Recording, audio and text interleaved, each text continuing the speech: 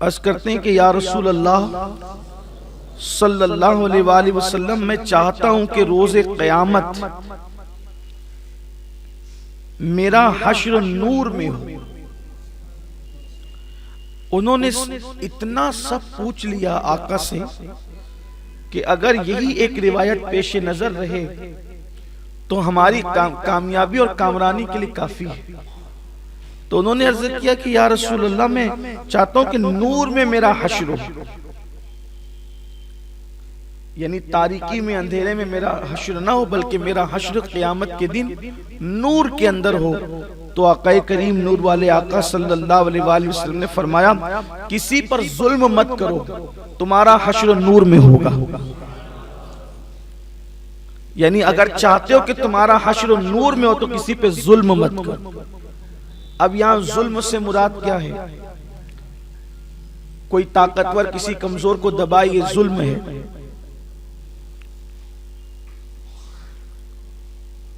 کوئی بڑا کسی چھوٹا اگر کسی چیز کا وہ حقدار ہے اس کو نہ دے، اس کا حق مار لے تو یہ ظلم ہے۔ اسی طرح جو بندہ جس عزت کے لائق ہو، آپ اس کو وہ عزت نہ دے تو یہ بھی ظلم۔ بلکہ ظلم کی تعریف مختصر میں یہ بیان کر دی گئی کہ کسی کو اس کے منصب سے ہٹا کر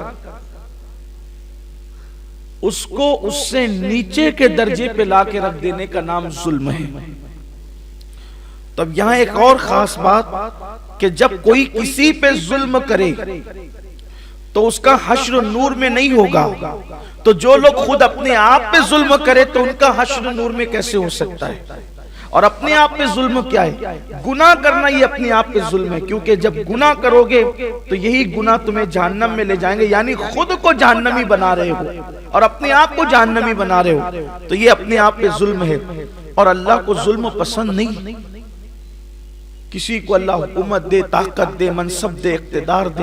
عام طور پہ ایسا ہوتا ہے کہ محلوں کے اندر بھی کچھ لوگ ہوتے ہیں جن کی چلتی ہے تو وہ دوسروں پہ ظلم کرتے ہیں، دبا کر کے رکھتے ہیں، لیکن ظلم کی رات بہت طویل نہیں ہوتی، ایک نہ ایک دن ظلم کی رات ختم ہو کر کے رہتی ہے اور عدل کا سویرا طلوع ہوتا ہے۔ اور یہ بھی خاص بات ہے کہ جب کوئی بندہ ظلم کرتا ہے تو وہ ظلم تو کر لیتا ہے طاقت کے بل پہ، لیکن اس کے دل کو سکون نہیں ہوتا۔ ظالم ہمیشہ بے چین ہوتا ہے، ظالم ہمیشہ بے قرار ہوتا ہے۔ مثال کے طور پر آپ دیکھیں کہ آج کل ظلم تو کر رہے ہیں لیکن خود چین سے نہیں، الگ الگ انداز سے ان کے چہرے بتاتے ہیں کہ وہ کس طرح مزمحل ہے، وہ مستریب ہے، وہ یہ ان کا ظلم ہے۔ اور وہ واقعہ کتنا خوبصورت ہے کہ سیدنا فاروق اعظم رضی اللہ تعالیٰ ایک مرتبہ ایک درخت کے نیچے بکریاں چراتے ہوئے ہاتھ کا تکیہ لگا کر کے سو رہے تھے، اور ایلچی آیا روم کا اور اس طرح سوتے دیکھا تو اس نے قتل کرنے کی کوشش بھی کی۔ وہ واقعہ آپ کو پتہ ہے اور آپ جانتے ہیں، اس کو دہرانا نہیں چاہتا، صرف اشارہ دے کے گزرنا چاہتا ہوں کہ وہ روم کا ایلچی آیا، اس نے سوچا کہ جس کے نام سے کیسر و کسریٰ کے تاجدار کانپتے ہو وہ اکیلا اس طریقے سے سو رہا ہے، تو اٹھائی تلوار کے ان کو قتل کر دے، شہید کر دے۔ جیسی کروٹ بدلی تو چہرے کی ہیبت سے تلوار گر گئی اس کے ہاتھ سے۔ آپ نے پوچھا کون ہو؟ تو کہا کہ میں ایلچی ہوں۔ بات ہوئی تو اس نے پوچھا کہ ہمارے تاجدار بڑی سیکورٹی میں بھی چین سے سو نہیں پاتے، وہ بے چین رہتے ہیں، آپ اکیلے اتنے چین سے سو رہے ہیں؟ جو آپ کا جواب تھا وہ بہت تاریخی جواب ہے۔ آپ نے فرمایا جو ظلم نہیں کرتا اس پر ظلم نہیں کیا جاتا،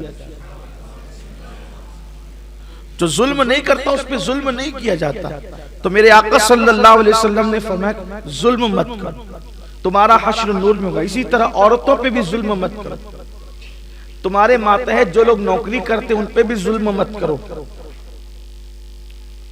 ظلم مت کرو، اس لیے کہ اللہ کو ظلم پسند نہیں ہے۔ اور جب بھی اللہ کی مخلوق پہ ظلم ہوتا ہے اللہ کو اذیت پہنچتی ہے اور اللہ ظالم سے بدلہ لیتا ہے۔ حدیث پاک میں آیا ہے کہ اگر ایک پہاڑ دوسرے پہاڑ پہ بھی ظلم کرے تو ظلم کرنے والا پہاڑ چند دنوں کے اندر ریزہ ریزہ ہو جاتا ہے۔